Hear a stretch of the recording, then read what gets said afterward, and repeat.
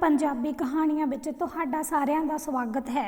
ਅਸੀਂ ਦੋਵੇਂ ਪਤੀ ਪਤਨੀ ਰਹਿੰਦੇ ਸੀ। ਮੇਰੀ ਪਤਨੀ ਹਸਪਤਾਲ ਵਿੱਚ ਨਰਸ ਸੀ। ਮੈਂ ਆਪਣੀ ਪਤਨੀ ਨਾਲ ਕੰਮ ਕਰਦਾ ਸੀ।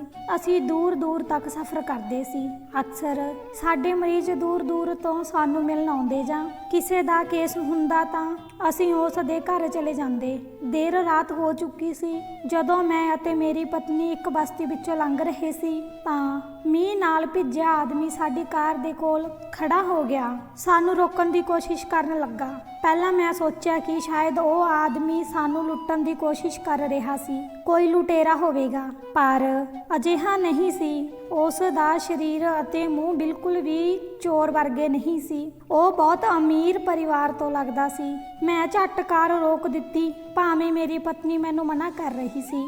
ਉਸ ਆਦਮੀ ਨੇ ਸਾਨੂੰ ਆਪਣੀ ਕਾਰ ਦੀ ਖਿੜਕੀ ਨੀਵੀਂ ਕਰਨ ਲਈ ਕਿਹਾ। ਜਿਵੇਂ ਹੀ ਕਾਰ ਦੀ ਖਿੜਕੀ ਨੀਵੀਂ ਕੀਤੀ, ਉਹ ਰੋਣ ਲੱਗ ਪਿਆ ਅਤੇ ਕਿਹਾ, ਰੱਬ ਦਾ ਵਾਸਤਾ ਮੇਰੀ ਮਦਦ ਕਰੋ। ਮੇਰੀ ਪਤਨੀ ਘਰ ਵਿੱਚ ਬਿਮਾਰ ਪਈ ਹੈ। ਉਸ ਕੋਲ ਬੱਚਾ ਹੋਣ ਵਾਲਾ ਹੈ। ਤੁਸੀਂ ਮੇਰੇ ਘਰ ਜਾ ਕੇ ਉਸ ਨੂੰ ਡਾਕਟਰ ਕੋਲ ਲੈ ਜਾਓ। ਬੰਦਾ ਬੁਰੀ ਤਰ੍ਹਾਂ ਰੋ ਰਿਹਾ ਸੀ। ਸ਼ਾਇਦ ਉਸ ਦੀ ਪਤਨੀ ਸੱਚਮੁੱਚ ਆਪਣੇ ਆਖਰੀ ਪੜਾਅ ਵਿੱਚ ਸੀ ਅਤੇ ਬੱਚੇ ਨੂੰ ਜਨਮ ਦੇਣ ਵਿੱਚ ਹਜੇ ਸਮਾਂ ਸੀ, ਪਰ ਉਸ ਦੇ ਇਲਾਕੇ ਵਿੱਚ ਕਾਰ ਦੀ ਕੋਈ ਸਹੂਲਤ ਨਹੀਂ ਸੀ। ਇਸ ਤੋਂ ਇਲਾਵਾ ਉਸ ਸਮੇਂ ਭਾਰੀ ਮੀਂਹ ਪੈ ਰਿਹਾ ਸੀ। ਜਦੋਂ ਮੇਰੀ ਪਤਨੀ ਨੇ ਉਸ ਦੀ ਸਮੱਸਿਆ ਸੁਣੀ ਤਾਂ ਉਸ ਨੇ ਕਿਹਾ ਕਿ ਅਸੀਂ ਉਸ ਦੇ ਘਰ ਜਾ ਕੇ ਉਸ ਦੀ ਪਤਨੀ ਦਾ ਆਪ ਇਲਾਜ ਕਰੀਏ। ਵੈਸੇ ਵੀ ਮੈਡੀਕਲ ਕਿੱਟ ਸਾਡੇ ਕੋਲ ਹਮੇਸ਼ਾ ਉਪਲਬਧ ਰਹਿੰਦੀ ਸੀ। ਉਸ ਮੈਡੀਕਲ ਕਿੱਟ ਵਿੱਚ ਨਵਜਨਮੇ ਬੱਚੇ ਅਤੇ ਗਰਭਵਤੀ ਔਰਤਾਂ ਲਈ ਸਭ ਕੁਝ ਉਪਲਬਧ ਸੀ। ਖੈਰ, ਇਹ ਗੱਲ ਮੈਨੂੰ ਬਹੁਤ ਪਰੇਸ਼ਾਨ ਕਰ ਰਹੀ ਸੀ।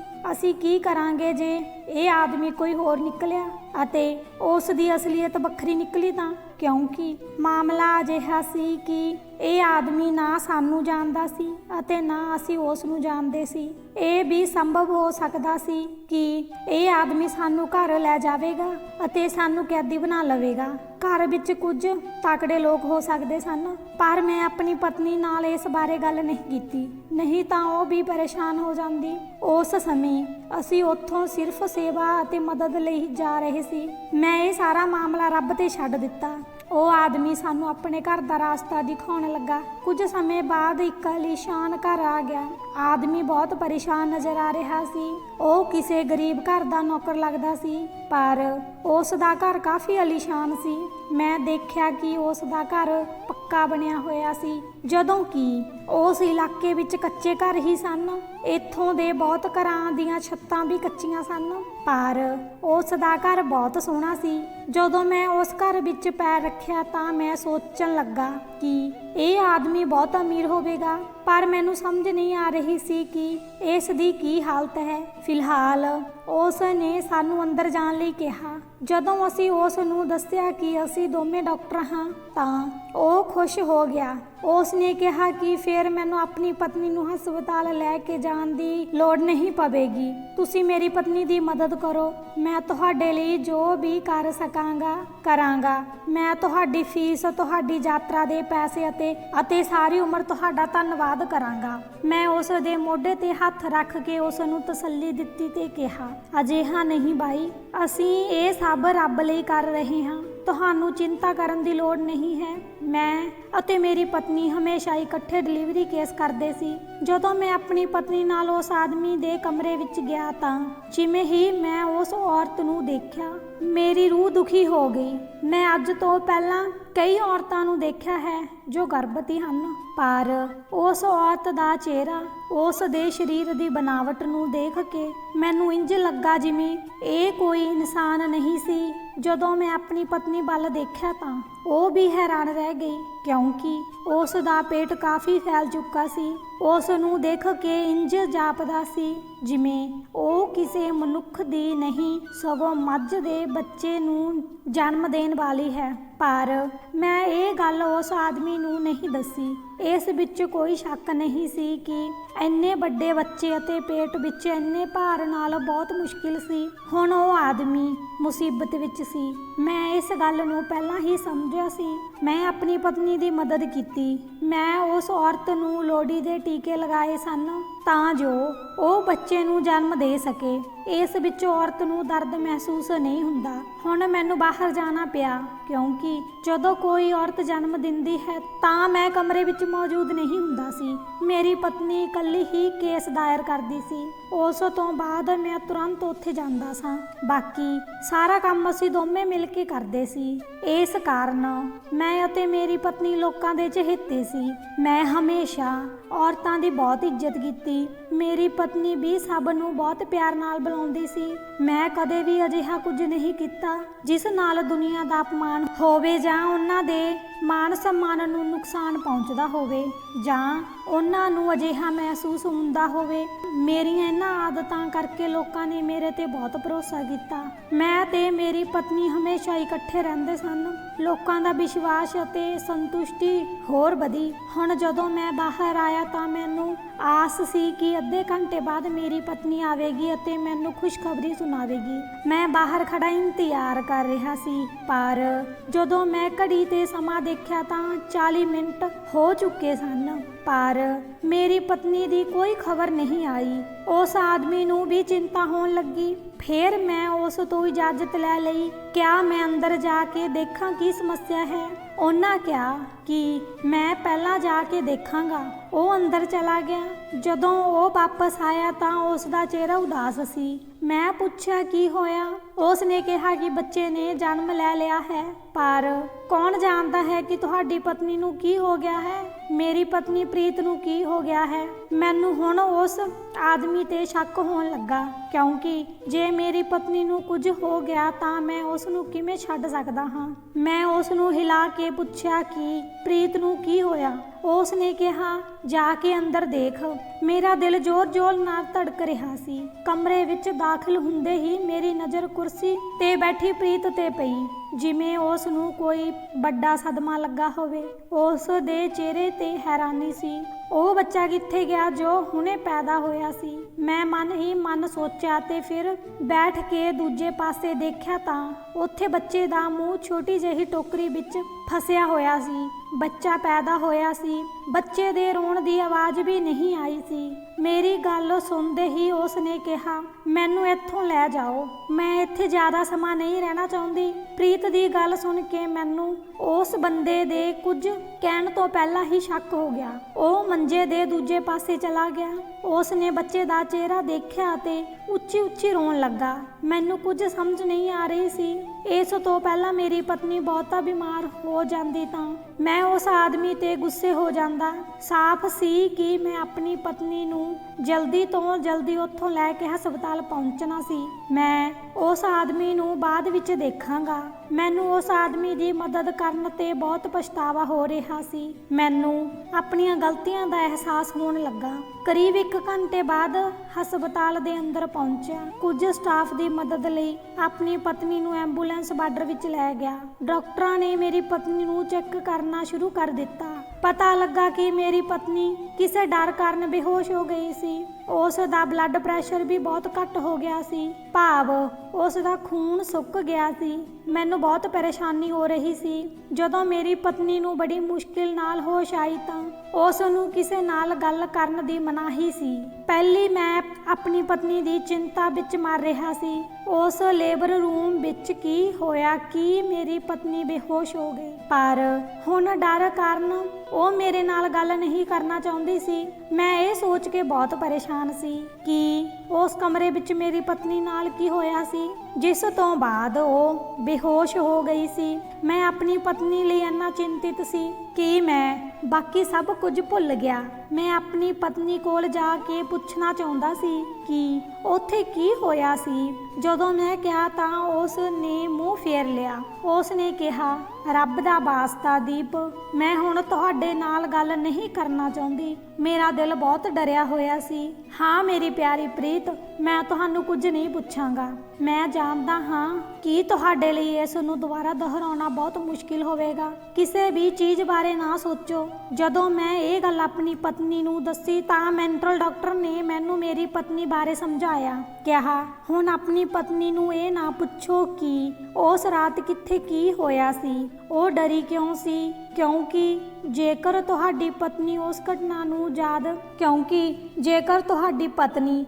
ਘਟਨਾ ਨੂੰ ਆਪਣੇ ਮਨ ਵਿੱਚ ਦੁਹਰਾਏਗੀ ਤਾਂ ਇਸ ਨਾਲ ਬਹੁਤ ਨੁਕਸਾਨ ਹੋਵੇਗਾ। ਉਹ ਫਿਰ ਉਸ ਹਾਲਤ ਵਿੱਚ ਪਹੁੰਚ ਜਾਵੇਗੀ। ਇਸ ਬਾਰੇ ਬਹੁਤ ਸਾਵਧਾਨ ਰਹੋ ਅਤੇ ਫਿਰ ਅਜਿਹੇ ਕੰਮ ਨਾ ਕਰੋ। ਆਪਣੇ ਸ਼ੱਕ ਤੇ ਕਾਬੂ ਰੱਖੋ। ਉਸ ਰਾਤ ਜੋ ਕੁਝ ਹੋਇਆ ਤੁਸੀਂ ਆਪਣੇ ਦਿਲ ਵਿੱਚੋਂ ਕੱਢ ਦਿਓ। ਜੇ ਤੁਸੀਂ ਵੀ ਇਹੀ ਗੱਲ ਸੋਚਣ ਲੱਗ ਜਾਓਗੇ ਤਾਂ ਤੁਸੀਂ ਆਪਣੀ ਪਤਨੀ ਨੂੰ ਪੁੱਛੋਗੇ ਅਤੇ ਜਦੋਂ ਤੁਸੀਂ ਪੁੱਛੋਗੇ ਤਾਂ ਉਹ ਪਰੇਸ਼ਾਨ ਹੋ ਜਾਵੇਗੀ। ਮੈਂ ਇਸ ਗੱਲ ਨੂੰ ਲੈ ਕੇ ਬਹੁਤ ਸੁਚੇਤ ਹੋ ਗਿਆ ਸੀ ਕਿ ਜੋ ਕੁਝ ਮੇਰੀ ਪਤਨੀ ਨੇ ਉੱਥੇ ਦੇਖਿਆ ਹੁਣ ਮੈਂ ਉਸ ਨੂੰ ਦੁਬਾਰਾ ਨਾ ਪੁੱਛਾਂ। ਪਰ ਕਿਹਾ ਜਾਂਦਾ ਹੈ ਕਿ ਇੱਕ ਵਾਰ ਵਿਅਕਤੀ ਦੇ ਦਿਲ ਵਿੱਚ ਸ਼ੱਕ ਪੈਦਾ ਹੋ ਜਾਂਦਾ ਹੈ ਤਾਂ ਇਹ ਕਦੇ ਖਤਮ ਨਹੀਂ ਹੁੰਦਾ ਅਤੇ ਉਹ ਆਪਣੀ ਮੌਤ ਤੱਕ ਹਮੇਸ਼ਾ ਸਭ ਕੁਝ ਸੋਚਦਾ ਰਹੇਗਾ। ਉਸ ਦੇ ਦਿਲ ਵਿੱਚ ਸੰਦੇਹ ਸਦਾ ਬਣਿਆ ਰਹੇਗਾ। ਮੈਂ ਇਹ ਵੀ ਫੈਸਲਾ ਕਰ ਲਿਆ ਸੀ ਕਿ ਮੈਂ ਜ਼ਰੂਰ ਵਾਪਸ ਜਾ ਕੇ ਉਸ ਆਦਮੀ ਨੂੰ ਪੁੱਛਾਂਗਾ,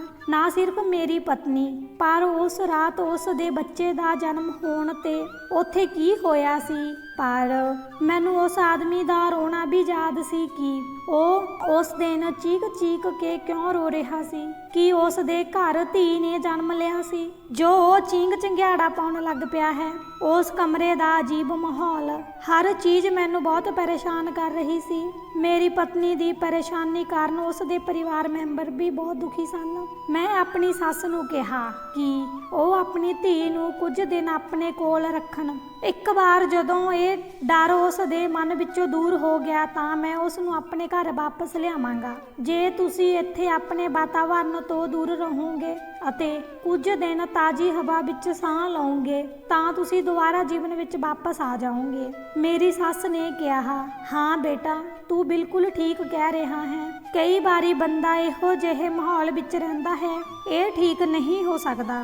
ਮੇਰੀ ਸੱਸ ਆਪਣੀ ਧੀ ਨੂੰ ਘਰ ਲੈ ਗਈ। ਹੁਣ ਮੇਰੇ ਕੋਲ ਖੁੱਲ੍ਹਾ ਮੌਕਾ ਸੀ ਕਿ ਮੈਂ ਜਾ ਕੇ ਉਸ ਆਦਮੀ ਨੂੰ ਦੁਬਾਰਾ ਪੁੱਛ ਸਕਦਾ ਹਾਂ ਕਿ ਉਸ ਰਾਤ ਉੱਥੇ ਕੀ ਹੋਇਆ ਸੀ ਜਿਸ ਕਾਰਨ ਮੇਰੀ ਪਤਨੀ ਡਰ ਕਾਰਨ ਬੇਹੋਸ਼ ਹੋ ਗਈ ਸੀ। ਪਰ ਮੈਨੂੰ ਉਸ ਥਾਂ ਦਾ ਪੂਰਾ ਰਾਸਤਾ ਠੀਕ ਯਾਦ ਨਹੀਂ ਸੀ। ਪਰ ਫਿਰ ਵੀ ਮੈਂ ਤੁਰਦਾ ਹੋਇਆ ਕਲੋਨੀ ਵਿੱਚ ਪਹੁੰਚ ਗਿਆ। ਮੈਨੂੰ ਉਸ ਆਦਮੀ ਦਾ ਘਰ ਚੰਗੀ ਤਰ੍ਹਾਂ ਯਾਦ ਸੀ ਕਿਉਂਕਿ ਇਹ ਬਹੁਤ ਆਬਾਦੀ ਵਾਲਾ ਇਲਾਕਾ ਸੀ। ਇੱਥੋਂ ਦੇ ਘਰ ਸੋਹਣੇ ਨਹੀਂ ਬਣਾਏ ਗਏ ਸਨ, ਬਾਕੀ ਘਰ ਕੱਚੇ ਸਨ। ਇਹ ਉਹ ਘਰ ਸੀ ਜੋ ਬਹੁਤ ਸੋਹਣੇ ਢੰਗ ਨਾਲ ਬਣਾਇਆ ਗਿਆ ਸੀ, ਆਪਣੀ ਸੁੰਦਰਤਾ ਅਤੇ ਸ਼ਾਨ ਦਾ ਪ੍ਰਦਰਸ਼ਨ ਕਰਨ ਲਈ ਵਰਤਿਆ ਜਾਂਦਾ ਸੀ। ਫਿਲਹਾਲ ਮੈਂ ਉਸ ਘਰ ਦੇ ਸਾਹਮਣੇ ਰੁਕ ਗਿਆ ਸੀ। ਜਦੋਂ ਮੈਂ ਦੇਖਿਆ ਤਾਂ ਘਰ ਦੇ ਅੰਦਰ ਪੂਰੀ ਤਰ੍ਹਾਂ ਉਜਾੜ ਪਿਆ ਸੀ। ਆਲੇ ਦੁਆਲੇ ਕੋਈ ਨਹੀਂ ਸੀ। ਬਾਹਰ ਸਿਰਫ ਪੰਛੀਆਂ ਦੀਆਂ ਹਲਕੀਆਂ ਆਵਾਜ਼ਾਂ ਆ ਰਹੀਆਂ ਸਨ। ਮੈਂ ਵੀ ਉਸ ਘਰ ਨੂੰ ਦੇਖ ਕੇ ਬਹੁਤ ਡਰਿਆ ਹੋਇਆ ਸੀ। ਜਿਵੇਂ ਹੀ ਮੈਂ ਉਸ ਘਰ ਵਿੱਚ ਦਾਖਲ ਹੋਇਆ ਮੈਨੂੰ ਮਹਿਸੂਸ ਹੋਇਆ ਜਿਵੇਂ ਇੱਥੇ ਕੋਈ ਮਨੁੱਖ ਨਹੀਂ ਰਹਿੰਦਾ। ਪਰ ਉਹ ਘਰ ਅਜਿਹਾ ਸੀ ਕਿ ਅੰਦਰ ਵੜਦਿਆਂ ਹੀ ਮੈਨੂੰ ਲੱਗਾ ਜਿਵੇਂ ਮੈਂ ਘਰ ਨਹੀਂ ਸਗੋਂ ਕਿਸੇ ਸ਼ਾਹੀ ਅਸਥਾਨ ਵਿੱਚ ਵੜਿਆ ਹਾਂ। ਫਿਰ ਦਰਵਾਜ਼ਾ ਖੜਕਾਉਣ ਤੋਂ ਬਾਅਦ ਕਿਸੇ ਨੇ ਅੰਦਰੋਂ ਦਰਵਾਜ਼ਾ ਖੋਲ੍ਹਿਆ। ਮੈਂ ਉਸ ਆਦਮੀ ਦੇ ਚਿਹਰੇ ਵੱਲ ਦੇਖਿਆ। ਇਹ ਉਹੀ ਆਦਮੀ ਸੀ ਜੋ ਉਸ ਦਿਨ ਸਾਨੂੰ ਇੱਥੇ ਲੈ ਕੇ ਆਇਆ ਸੀ। ਅਸੀਂ ਉਸ ਦੀ ਪਤਨੀ ਦਾ ਇਲਾਜ ਕੀਤਾ ਸੀ। ਮੈਨੂੰ ਦੇਖ ਕੇ ਉਸ ਨੇ ਨਮਸਕਾਰ ਕੀਤੀ। ਉਸ ਨੇ ਕਿਹਾ, ਡਾਕਟਰ ਸਾਹਿਬ ਤੁਸੀਂ ਬਹੁਤ ਹੀ ਚੰਗੇ ਇਨਸਾਨ ਹੋ। ਤੁਸੀਂ ਉਸ ਦਿਨ ਸਾਡੇ ਘਰ ਆਏ ਸੀ ਅਤੇ ਅਸੀਂ ਤੁਹਾਡੇ ਸ਼ੁਕਰਗੁਜ਼ਾਰ ਹਾਂ ਅਤੇ ਅਸੀਂ ਤੁਹਾਡੇ ਅਹਿਸਾਨ ਕਦੇ ਨਹੀਂ ਭੁੱਲਾਂਗੇ। ਮੈਂ ਕਿਹਾ, ਇਹ ਤਾਂ ਠੀਕ ਹੈ ਪਰ ਮੈਂ ਇੱਥੇ ਕਿਸੇ ਹੋਰ ਚੀਜ਼ ਲਈ ਆਇਆ ਹਾਂ। ਤਾਂ ਉਹ ਕਹਿਣ ਲੱਗਾ ਕਿ ਮੈਂ ਹੁਣੇ ਤੁਹਾਡੇ ਪੈਸੇ ਨਹੀਂ ਦੇ ਸਕਦਾ। ਮੈਂ ਤੇਰੇ ਤੋਂ ਪੈਸੇ ਲੈਣ ਨਹੀਂ ਆਇਆ ਹਾਂ ਪਰ ਕਿਸੇ ਹੋਰ ਕਾਰਨ ਆਇਆ ਹਾਂ। ਜਦੋਂ ਆਪਣੇ ਵਿਚਾਰ ਪ੍ਰਗਟ ਕੀਤੇ ਤਾਂ ਉਹਨਾਂ ਕਿਹਾ ਕਿ ਤੁਸੀਂ ਮੇਰੇ ਨਾਲ ਆਓ, ਮੈਂ ਤੁਹਾਨੂੰ ਸਭ ਕੁਝ ਦੱਸਾਂਗਾ। ਮੈਂ ਕਿਹਾ, ਉਸ ਦਿਨ ਜੰਮਿਆ ਬੱਚਾ ਕਿੱਥੇ ਹੈ? ਜਦੋਂ ਮੈਂ ਉਸ ਨੂੰ ਦਲੇਰੀ ਨਾਲ ਸਵਾਲ ਪੁੱਛਿਆ ਤਾਂ ਉਸ ਦੇ ਚਿਹਰੇ ਦੇ ਹਾਵ ਭਾਵ ਬਦਲ ਗਏ। ਇੰਜ ਲੱਗ ਰਿਹਾ ਸੀ ਜਿਵੇਂ ਉਸ ਦੇ ਸਰੀਰ ਵਿੱਚੋਂ ਜਾਨ ਨਿਕਲ ਗਈ ਹੋਵੇ। ਚਿਹਰਾ ਬਿਲਕੁਲ ਫਿੱਕਾ ਪੈ ਗਿਆ। ਅੱਖਾਂ ਵਿੱਚ ਮੋਟੇ-ਮੋਟੇ ਹੰਝੂ ਵਹਿਣ ਲੱਗੇ। ਉਸ ਦੀਆਂ ਅੱਖਾਂ ਵਿੱਚੋਂ ਪਾਣੀ ਨਿਕਲਦਾ ਦੇਖ ਕੇ ਮੈਨੂੰ ਵੀ ਪਛਤਾਵਾ ਹੋਣ ਲੱਗਾ। ਕੀ ਗੱਲ ਹੈ ਬਾਈ, ਤੁਸੀਂ ਆਪਣੇ ਬੱਚਿਆਂ ਦੇ ਜਨਮ ਤੋਂ ਖੁਸ਼ ਨਹੀਂ ਹੋ? ਮੈਂ ਕੀ ਕਰਾਂ? ਮੇਰਾ ਬੱਚਾ ਦੂਜੇ ਕਮਰੇ ਵਿੱਚ ਹੈ ਅਤੇ ਅਸੀਂ ਆਪਣੇ ਬੱਚੇ ਨੂੰ ਕਿਸੇ ਨੂੰ ਨਹੀਂ ਦਿਖਾ ਸਕਦੇ ਅਤੇ ਸਾਰਾ ਆਂਢ ਗੁਆਂਢ ਸਾਡੇ ਉੱਤੇ ਸਵਾਲ ਉਠਾਉਂਦਾ ਹੈ ਕਿ ਅਸੀਂ ਤੁਹਾਡੇ ਬੱਚੇ ਨੂੰ ਦੇਖਣਾ ਚਾਹੁੰਦੇ ਹਾਂ, ਆਪਣੇ ਬੱਚੇ ਨੂੰ ਦਿਖਾਓ। ਅਸੀਂ ਤੁਹਾਡੇ ਘਰ ਆਏ ਨਵੇਂ ਮਹਿਮਾਨ ਨੂੰ ਮਿਲਣਾ ਚਾਹੁੰਦੇ ਹਾਂ। ਮੇਰੀ ਪਤਨੀ ਦੇ ਮਾਤਾ-ਪਿਤਾ ਵੱਖ-ਵੱਖ ਗੱਲਾਂ ਕਹਿ ਰਹੇ ਸਨ, ਪਰ ਅਸੀਂ ਕਹਿੰਦੇ ਹਾਂ ਕਿ ਅਸੀਂ ਕਿਸੇ ਨੂੰ ਮਿਲਣ ਬਾਰੇ ਨਹੀਂ ਸੋਚਿਆ ਅਤੇ ਨਾ ਹੀ ਕਿਸੇ ਨੂੰ ਮਿਲਣ ਦੀ ਇਜਾਜ਼ਤ ਦਿੱਤੀ ਹੈ, ਨਾ ਹੀ ਅਸੀਂ ਆਪਣਾ ਬੱਚਾ ਕਿਸੇ ਨੂੰ ਦਿਖਾਇਆ। ਡਾਕਟਰ ਸਾਹਿਬ, ਮੈਂ ਉਸ ਬੱਚੇ ਦਾ ਪਿਤਾ ਨਹੀਂ ਜਾਪਦਾ। ਇਹ ਸੁਣ ਕੇ ਮੈਨੂੰ ਬਹੁਤ ਹੈਰਾਨੀ ਹੋਈ। ਤੁਸੀਂ ਆਪਣੀ ਪਤਨੀ ਤੋਂ ਖੁਸ਼ ਕਿਉਂ ਨਹੀਂ ਹੋ? ਕੀ ਤੁਸੀਂ ਆਪਣੀ ਪਤਨੀ ਜਾਂ ਉਸ ਦੇ ਚਰਿੱਤਰ ਤੇ ਸ਼ੱਕ ਕਰਦੇ ਹੋ? ਮੇਰੀ ਪਤਨੀ ਅਜਿਹੀ ਬਿਲਕੁਲ ਵੀ ਨਹੀਂ ਹੈ। ਮੈਨੂੰ ਉਸ ਦੇ ਕਿਰਦਾਰ ਤੇ ਪੂਰਾ ਭਰੋਸਾ ਹੈ। ਕਈ ਵਾਰ ਕੋਈ ਵਿਅਕਤੀ ਅਜਿਹੀ ਗਲਤੀ ਕਰ ਲੈਂਦਾ ਹੈ ਜਿਸ ਲਈ ਉਸ ਦਾ ਕੋਈ ਕਸੂਰ ਨਹੀਂ ਹੁੰਦਾ। ਇਹ ਗਲਤੀ ਮੇਰੇ ਤੋਂ ਹੋਈ ਹੈ। ਤੁਸੀਂ ਕਿਹੜੀ ਗਲਤੀ ਕੀਤੀ ਹੈ ਜਿਸ ਕਾਰਨ ਤੁਸੀਂ ਕਹਿੰਦੇ ਹੋ ਕਿ ਤੁਸੀਂ ਬੱਚੇ ਦੇ ਪਿਤਾ ਨਹੀਂ ਹੋ? ਡਾਕਟਰ ਸਾਹਿਬ, ਜੇਕਰ ਤੁਸੀਂ ਮੇਰੇ ਬੱਚੇ ਨੂੰ ਦੇਖਦੇ ਹੋ ਤਾਂ ਤੁਸੀਂ ਉਸ ਦੇ ਚਿਹਰੇ ਵੱਲ ਦੇਖਦੇ ਹੀ ਮੇਰੀ ਗੱਲ ਸਮਝ ਜਾਓਗੇ ਕਿ ਕੀ ਹੋਇਆ ਅਤੇ ਮੈਂ ਉਸ ਬੱਚੇ ਦਾ ਪਿਤਾ ਕਿਉਂ ਨਹੀਂ ਹਾਂ। ਇਹ ਕਹਿ ਕੇ ਉਸ ਨੇ ਮੈਨੂੰ ਉੱਠਣ ਲਈ ਕਿਹਾ। ਮੈਨੂੰ ਦੂਜੇ ਕਮਰੇ ਵਿੱਚ ਲੈ ਗਿਆ ਜਿੱਥੇ ਉਹ ਆਪਣੇ ਬੱਚੇ ਨੂੰ ਰੱਖ ਰਿਹਾ ਸੀ। ਮੇਰੇ ਦਿਲ ਵਿੱਚ ਇੱਕ ਅਜੀਬ ਜਿਹੀ ਭਾਵਨਾ ਸੀ। ਦਿਲ ਜ਼ੋਰ-ਜ਼ੋਰ ਨਾਲ ਧੜਕ ਰਿਹਾ ਸੀ। ਉਸ ਬੱਚੇ ਨੂੰ ਦੇਖ ਕੇ ਲੱਗਦਾ ਸੀ ਕਿ ਸ਼ਾਇਦ ਮੈਨੂੰ ਕੁਝ ਹੋ ਜਾਵੇ, ਪਰ ਮੈਂ ਤਾਂ ਆਦਮੀ ਸੀ। ਭਾਵੇਂ ਮੇਰੀ ਪਤਨੀ ਇਹ ਸਦਮਾ ਬਰਦਾਸ਼ਤ ਨਾ ਕਰ ਸਕੀ, ਪਰ ਮੇਰੇ ਲਈ ਇਹ ਕੋਈ ਵੱਡੀ ਗੱਲ ਨਹੀਂ ਸੀ। ਮੈਂ ਆਪਣਾ ਦਿਲ ਮਜ਼ਬੂਤ ਕੀਤਾ। ਫਿਰ ਜਿਵੇਂ ਹੀ ਅਸੀਂ ਉਸ ਦੇ ਕਮਰੇ ਵਿੱਚ ਪਹੁੰਚੇ, ਉਸ ਨੇ ਆਪਣੇ ਬੱਚੇ ਦੇ ਚਿਹਰੇ ਤੋਂ ਕੱਪੜਾ ਹਟਾ ਦਿੱਤਾ ਜੋ ਉਸ ਨੇ ਪੂਰੀ ਦੁਨੀਆ ਲਈ ਢੱਕ ਕੇ ਰੱਖਿਆ ਸੀ। ਫਿਰ ਜਿਵੇਂ ਹੀ ਮੇਰੀ ਨਜ਼ਰ ਬੱਚੇ ਤੇ ਪਈ, ਮੈਂ ਵੀ ਪੂਰੀ ਤਰ੍ਹਾਂ ਡਰ ਗਿਆ ਸੀ। ਮੈਂ ਵੀ ਚੀਕਾਂ ਮਾਰਦਾ ਰਿਹਾ। ਉਸ ਆਦਮੀ ਨੇ ਮੇਰੇ ਵੱਲ ਦੇਖਿਆ ਅਤੇ ਅਫਸੋਸ ਨਾਲ ਕਿਹਾ, ਡਾਕਟਰ ਸਾਹਿਬ, ਤੁਸੀਂ ਆਪਣੀ ਅੱਖਾਂ ਨਾਲ ਦੇਖਿਆ। ਮੈਂ ਉਸ ਦਿਨ ਇੰਨੀ ਉੱਚੀ-ਉੱਚੀ ਰੋ ਰਿਹਾ ਸੀ। ਇਸ ਦਾ ਕਾਰਨ ਕੀ ਸੀ ਹੁਣ ਤੁਸੀਂ ਸਮਝ ਗਏ ਹੋਵੋਗੇ। ਤੁਸੀਂ ਦੁਨੀਆ ਵਿੱਚ ਹੋਰ ਵੀ ਬਹੁਤ ਸਾਰੇ ਬੱਚੇ ਦੇਖੇ ਹੋਣਗੇ, ਪਰ ਇਸ ਤਰ੍ਹਾਂ ਦੇ ਨਹੀਂ। ਮਾਂ ਫਰਸ਼ ਤੇ ਪਈ ਰਹੀ। ਜਦੋਂ ਮੈਂ ਜਾ ਕੇ ਉਹਨਾਂ ਨੂੰ ਹਿਲਾ ਕੇ ਦੇਖਿਆ ਤਾਂ ਮਾਂ ਦਾ ਸਰੀਰ ਬਿਲਕੁਲ ਠੰਡਾ ਹੋ ਚੁੱਕਾ ਸੀ। ਮੇਰੇ ਪੈਰਾਂ ਹੇਠੋਂ ਜ਼ਮੀਨ ਨਿਕਲ ਗਈ। ਮੈਂ ਸੋਚ ਵੀ ਨਹੀਂ ਸਕਦਾ ਸੀ ਕਿ ਮੇਰੀ ਮਾਂ ਮੇਰੀ ਪਤਨੀ ਦੀਆਂ ਮੁਸੀਬਤਾਂ ਖਤਮ ਕਰਨ ਲਈ ਇਸ ਸੰਸਾਰ ਨੂੰ ਛੱਡ ਦੇਵੇਗੀ। ਮੈਂ ਵੀ ਉਸ ਨੂੰ ਕੋਸ ਰਿਹਾ ਸੀ, ਪਰ ਹੁਣ ਇਸ ਦਾ ਕੋਈ ਫਾਇਦਾ ਨਹੀਂ ਸੀ। ਮੈਂ ਆਪਣੀ ਮਾਂ ਦਾ ਅੰਤਿਮ ਸੰਸਕਾਰ ਕਰਨ ਦੇ ਪ੍ਰਬੰਧ ਕਰਨ ਲੱਗ ਪਿਆ, ਪਰ ਮੇਰਾ ਮਨ ਬਹੁਤ ਬੇਚੈਨ ਸੀ। ਉਸੇ ਰਾਤ ਮਾਂ ਮੇਰੇ ਸੁਪਨੇ ਵਿੱਚ ਆਈ ਅਤੇ ਕਹਿਣ ਲੱਗੀ, ਬੇਟਾ, ਮੈਂ ਨਹੀਂ, ਪਰ ਰੱਬ ਤੈਨੂੰ ਇਸ ਦੀ ਸਜ਼ਾ ਜ਼ਰੂਰ ਦੇਵੇਗਾ। ਤੁਸੀਂ ਆਪਣੀ ਮਾਂ ਨੂੰ ਦੁੱਖ ਦਿੱਤੇ ਹਨ, ਪਰ ਮੈਂ ਪ੍ਰਮਾਤਮਾ ਅੱਗੇ ਪ੍ਰਾਰਥਨਾ ਕਰਦੀ ਹਾਂ ਕਿ ਉਹ ਤੁਹਾਡੇ ਜੀਵਨ ਕਾਲ ਵਿੱਚ ਤੁਹਾਨੂੰ ਇਸ ਸਭ ਲਈ ਸਜ਼ਾ ਦੇਵੇ। ਹੁਣ ਮੈਂ ਮਾਂ ਦੀ ਇਹ ਗੱਲ ਆਪਣੇ ਦਿਲ ਵਿੱਚ ਰੱਖ ਲਈ ਸੀ। ਮੈਂ ਇਸ ਲਈ ਮਾਨਸਿਕ ਤੌਰ ਤੇ ਬਿਲਕੁਲ ਵੀ ਤਿਆਰ ਨਹੀਂ ਸੀ। ਇਸ ਦੁਨੀਆ ਵਿੱਚ ਮੇਰੇ ਨਾਲ ਕੀ ਕੁਝ ਅਜਿਹਾ ਵੀ ਹੋਵੇਗਾ ਜੋ ਬਦਲਾ ਮੇਰੀ ਮਾਂ ਮੇਰੇ ਤੋਂ ਲੈਣਾ ਚਾਹੁੰਦੀ ਸੀ। ਕੁਦਰਤ ਨੇ ਮੇਰੀ ਮਾਂ ਦਾ ਬਦਲਾ ਲੈਣਾ ਚਾਹਿਆ ਅਤੇ ਫਿਰ ਅਜਿਹਾ ਹੀ ਹੋਇਆ। ਡਾਕਟਰ ਸਾਹਿਬ, ਜਦੋਂ ਮੇਰੀ ਪਤਨੀ ਦੀ ਡੇਟ ਨੇੜੇ ਆਉਣ ਲੱਗੀ ਤਾਂ ਉਸ ਨੂੰ ਬਹੁਤ ਦਰਦ ਹੋਣ ਲੱਗਾ। ਹੁਣ ਉਸ ਦੀ ਸੰਭਾਲ ਕਰਨ ਵਾਲਾ ਕੋਈ ਨਹੀਂ ਸੀ। ਹੁਣ ਉਸ ਦੀ ਜ਼ਿੰਦਗੀ ਵਿੱਚ ਮੈਂ ਇਕੱਲਾ ਸੀ। ਮੈਂ ਮਰਦ ਸੀ, ਉਸ ਦਾ ਪਤੀ। ਮੈਂ ਉਸ ਦੀ ਕਿੰਨੀ ਦੇਖਭਾਲ ਕਰ ਸਕਦਾ ਸੀ, ਪਰ ਜਦੋਂ ਮੈਂ ਉਸ ਦਾ ਪੇਟ ਖਤਰਨਾਕ ਢੰਗ ਨਾਲ ਵੱਧਦਾ ਦੇਖਿਆ ਤਾਂ ਅਸੀਂ ਦੋਵੇਂ ਚਿੰਤਿਤ ਹੋ ਗਏ। ਅਸੀਂ ਹਸਪਤਾਲ ਵਿੱਚ ਡਾਕਟਰ ਵੱਲੋਂ ਅਲਟਰਾਸਾਊਂਡ ਕਰਵਾਉਣ ਵੀ ਨਹੀਂ ਗਏ। ਅਜਿਹੀ ਕੋਈ ਗੱਲ ਨਾ ਹੋਵੇ ਜਿਸ ਨਾਲ ਸਾਨੂੰ ਦੋਵਾਂ ਨੂੰ ਪਛਤਾਵਾ ਹੋਵੇ, ਫਿਰ ਅਸੀਂ ਚਿੰਤਿਤ ਹੋ ਜਾਂਦੇ ਹਾਂ। ਉਸ ਦਿਨ ਵੀ ਅਸੀਂ ਹਸਪਤਾਲ ਨਹੀਂ ਜਾ ਰਹੇ ਸੀ। ਅਸੀਂ ਦੋਵੇਂ ਅਜੀਬ ਤਰ੍ਹਾਂ ਦੇ ਡਰ ਦੇ ਵਿੱਚ ਸਾਂ। ਫਿਰ ਜਦੋਂ ਮੇਰੇ ਬੱਚੇ ਦਾ ਜਨਮ ਹੋਇਆ ਤਾਂ 3 ਮੂੰਹ ਵਾਲੇ ਬੱਚੇ ਨੂੰ ਦੇਖ ਕੇ ਮੇਰਾ ਦਿਲ ਕੰਬ ਗਿਆ। ਇੱਕ ਕਾਲਾ ਚਿਹਰਾ, ਇੱਕ ਗੋਰਾ ਚਿਹਰਾ ਤੇ ਇੱਕ ਗੇ। ਇੰਜ ਲੱਗਦਾ ਸੀ ਕਿ ਮੈਂ ਉਹਨਾਂ ਬੱਚਿਆਂ ਦਾ ਪਿਤਾ ਨਹੀਂ, ਸਗੋਂ ਕੋਈ ਹੋਰ ਹਾਂ, ਕਿਉਂਕਿ 3 ਦਾ ਰੰਗ ਵੱਖ-ਵੱਖ ਸੀ। ਮੈਂ ਆਪਣੀ ਜ਼ਿੰਦਗੀ ਵਿੱਚ ਅਜਿਹੇ ਬੱਚੇ ਕਦੇ ਨਹੀਂ ਦੇਖੇ ਸਨ ਅਤੇ ਨਾ ਹੀ ਸਾਡੇ ਪਰਿਵਾਰ ਵਿੱਚ ਅਜਿਹਾ ਕੋਈ ਸੀ।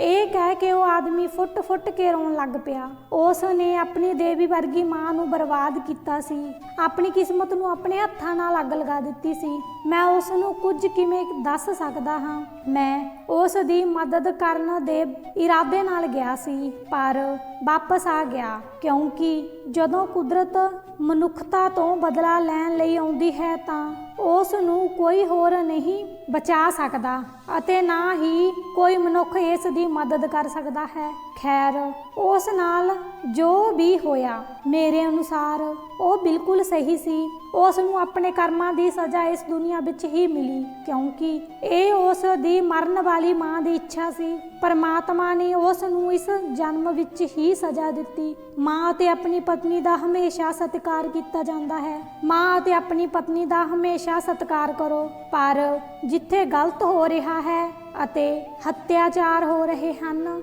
ਉੱਥੇ ਤੁਹਾਨੂੰ ਹਮੇਸ਼ਾ ਧਿਆਨ ਨਾਲ ਰਹਿਣਾ ਚਾਹੀਦਾ ਹੈ। ਦੋਵਾਂ ਦਾ ਸਤਿਕਾਰ ਕਰੋ, ਪਰ ਜੋ ਗਲਤ ਹੈ ਉਸ ਵਿਰੁੱਧ ਆਵਾਜ਼ ਉਠਾਉਣੀ ਚਾਹੀਦੀ ਹੈ।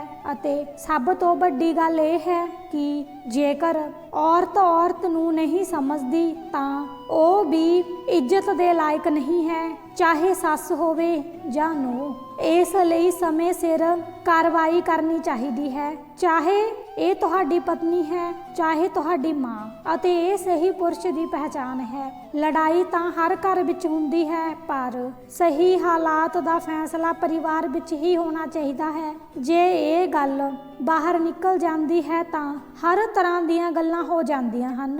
ਜੇਕਰ ਤੁਹਾਨੂੰ ਅੱਜ ਦੀ ਕਹਾਣੀ ਚੰਗੀ ਲੱਗੀ ਤਾਂ ਵੀਡੀਓ ਨੂੰ ਜ਼ਰੂਰ ਲਾਈਕ ਕਰੋ, ਇਸ ਨੂੰ ਆਪਣੇ ਦੋਸਤਾਂ ਨਾਲ ਸਾਂਝਾ ਕਰੋ। ਜੇਕਰ ਤੁਸੀਂ ਸਾਡੇ ਚੈਨਲ ਤੇ ਨਵੇਂ ਹੋ ਤਾਂ ਸਾਡੇ ਚੈਨਲ ਨੂੰ ਸਬਸਕ੍ਰਾਈਬ ਕਰੋ। ਸਾਡੀ ਆਉਣ ਵਾਲੇ ਕੱਲ੍ਹ ਦੀ ਇੱਕ ਹੋਰ ਨਵੀਂ ਦਿਲਚਸਪ ਕਹਾਣੀ ਦੇ ਨਾਲ ਤੁਹਾਡੇ ਪਿਆਰ ਅਤੇ ਸਨੇਹ ਨੂੰ ਹਮੇਸ਼ਾ ਮੇਰੇ ਤੇ ਬਣਾਈ ਰੱਖੋ। ਸਭ ਨੂੰ ਮੇਰੀਆਂ ਪਿਆਰ ਭਰੀਆਂ ਸ਼ੁਭ ਕਾਮਨਾਵਾਂ ਦੋਸਤੋ।